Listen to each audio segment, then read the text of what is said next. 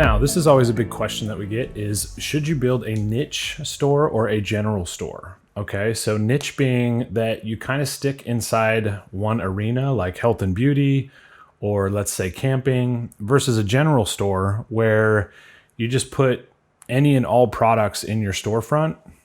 And the truth is, the reason why I wanted to bring up this topic is that niche stores actually do a lot better.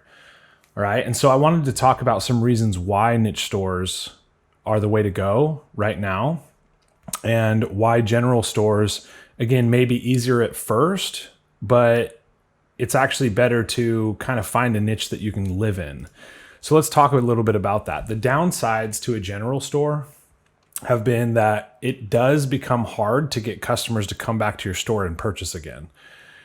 So again, let's say a customer comes into your store for an ad that you're running. Let's use the product example, the EMS skin therapy machine. And if a client buys that product, then, and let's say a bunch of the other products on my store are a pet product, it becomes a lot less likely that they're going to come back and buy a pet product because they came to the store for a health and beauty product. All right. So I want you to think about that. And as you guys start thinking about your products and building out your store, that it becomes important that the niche store benefits are really kind of what you should be thinking about. So let's talk a little bit about the niche store benefits.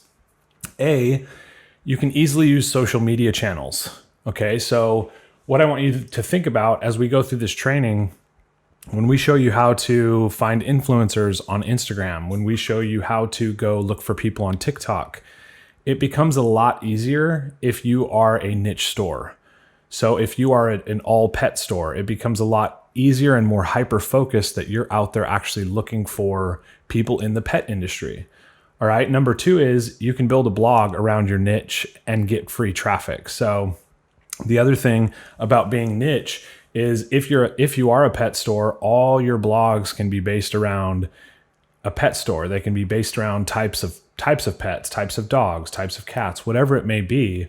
You can write blog content and really create a whole brand. And so that's kind of the big difference between a general store and a niche store is it's easier to actually create a brand for yourself in a niche store. All right. And number three, you're going to have more repeat purchases from past customers. So again, if you're a store that's full of pet products or full of women's beauty products, when you go to send out newsletters with email marketing, when you post stuff on social media, those people are going to be very specific to your brand. And it just becomes a lot more likely that the environment that you're building on social media, with your advertising, with your blog posts, with your products, everything becomes a lot more focused in one area. So it becomes a lot easier to actually build your following of people who are actually going to buy from you. Number four, I kind of already spoke about this a little bit, but it's easier to do email marketing. It truly is easier when all the people that are on your email list, you know that they are a specific person that is into your type of products, right? So when you start putting those together, it just becomes a lot easier to speak to your audience when you know exactly who that audience is and who the avatar is. The other thing is upselling becomes easier. Okay. Let's talk about the EMS skin therapy product that we're doing through this whole training. If somebody came in for that product, I also know that I could probably go find a blackhead vacuum and probably a bunch of other women's products that are in the beauty niche that could fit right in with the individuals that are buying that original product. With pets, it's going to be the same thing. So you've got pet outfits, you've got pet collars, you've got pet food, you've got all sorts of things that can fit inside of that niche. So when someone comes into your store for one product and you set up an upsell to another like product that they're likely to purchase, then the likelihood of your upsell converting and your customer leaving with more in their cart becomes a lot higher. So the downsides to a niche store is it can be a little bit harder at first to decide on what niche you want to go into. The key here that I always say to students is find something that you can enjoy living in for the next year or two. Like really think about that.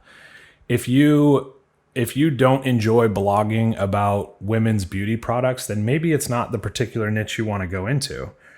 If you don't mind and you want to learn more about that industry and go into it, then perfect. But just know that whatever niche that you go into, like, it really does kind of become your world around your business for quite some time. So I always say, if you can find a passion in something that you enjoy, working in and talking about and constantly promoting, then that's going to be kind of the key to you having success, because you enjoy actually getting up and working on your business every day. Thanks for watching.